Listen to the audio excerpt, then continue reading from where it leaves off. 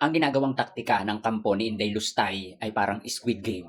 Yung gumagawa sila ng paraan para tumagal, inaantala, ganon. Pilit nilang dinadala dun sa kanilang issue na binubuksan at pinapakalat. Pero ang punto, impeachment laban kay Inday Lustay. Hindi ito simpleng legal strategy. Ito ay isang orchestrated na laro para ma-delay at ma-divert o pilit nilang dinadivert na ang gusto nilang iparating sa tao na unahin yung problema ng bansa.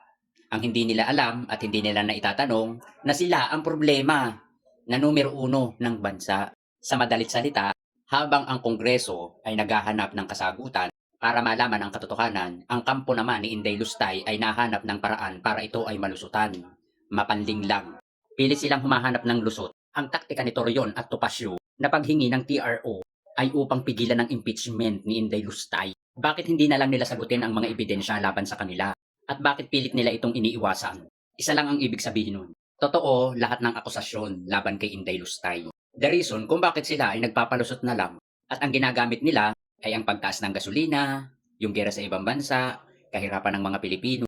At kung kayo naman ay nasa matinong kaisipan, tutulong kayo para resolbahin yung mga problema ng bansa o kinakaharap ng bansa dahil nasa iisang administrasyon kayo. Hindi si Sara ang dapat paglingkuran, taong bayan. Ang Pilipinas ay umiikot sa mamamayang Pilipino, hindi umiikot kay Inday Lustay na magnanakaw. Yun yun.